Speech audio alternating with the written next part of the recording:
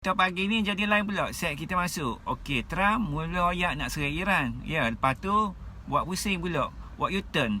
Oyak kena tangguh 5 hari. Sebab apa? Sebab rundingan jadi molek sekali dengan Iran. Sekali tanya pihak Iran, jawabnya rundingan apa? Tak ada pun.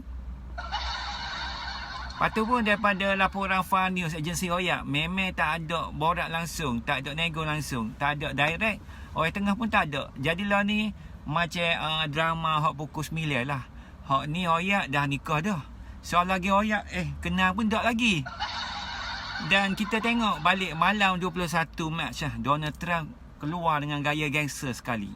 Dia oyak 48 jam, 48 hours. Buka balik Selat Hormuz. Kalau tak ada, aku bom sekali loji jana kuasa Iran. Orang ingat memang jadi molek lah. Sekali tak sampai 48 jam pusing U-turn. Actually kita bincang molek. Jadi kena tangguh 5 hari. Siap bila tu berita tu keluar. So ada berita baik, harga minyak terus turun. Jadi Brent jatuh 10%. Bawah 100 USD lah setong.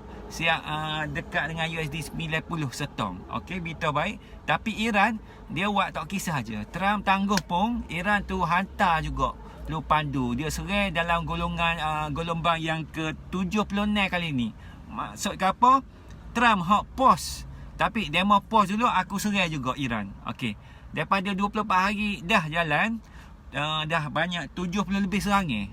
Siap boleh upgrade sistem lagi. Iran ni jenis demo nak tangguh, itu demo. Aku jalan terus. Okey. Bapa Trump nak tangguh? Okey, kita nak tanya. Simple je. Okey, dalam Amerika sendiri pun orang pun dah naik angin. Jadi rakyat dia ada sebanyak 59% tak setuju nak perang.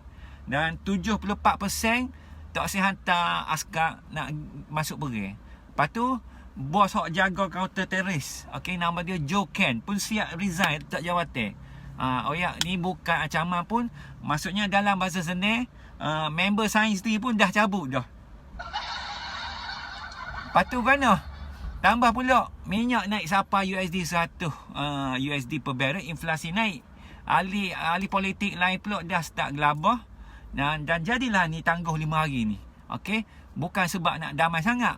Lebih kepada duduk depan rakyat nak oyak. Okey, aku tengah usaha diplomasi. Di belakang Iran pula. Okey, 5 days, 5 hari aku sambung balik.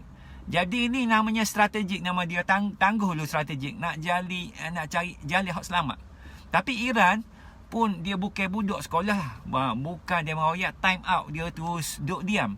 Maksudnya dalam 5 hari ni besar mungkinan Trump dia nak redakan rakyat dia, nak cuba runding senyap-senyap, nak guna negara Oman, Qatar jadi orang tengah. Kalau Iran masih keras lagi, memang 5 hari baru dia nak buatkan bom. Okey, bagi kita rakyat biasa yang penting bukan politik lah bagi rakyat Amerika. Yang penting harga minyak. Jadi bila Trump tangguh harga turun sikit, itu pun 5 hari mungkin tak tahu lagi nak naik lagi balik. Okey, harga nak naik sebab Selat Hormuz yang sebenarnya belum clear lagi. Iran kata buka, tapi untuk musuh minta maaf lah, sorry, sekatan ni masih diteruskan lagi. Cuma kesimpulannya dia senang je.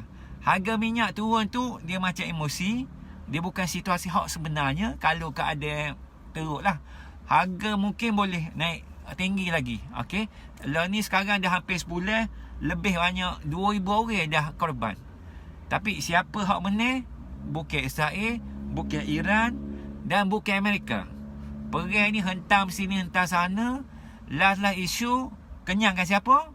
Last kali kenyangkan Rusia saya. Okey, Abang Trump. Jadi Rusia dalam 2-3 minggu ni senyap-senyap masuk berpuluh bilion USD. 5 hari ni aku rasa memang kritikal sangat. Okey, cuma benda hak pasti, kalau tak jadi unding betul, Timur Tengah lepas 5 hari akan menjadi lebih bahaya lagi. Okey, jadinya saya awak stay tune dan jangan lupa share. Untuk yang belum follow, tekan button je dan button share sekali. Okey, terima kasih dan jumpa lagi. Bye.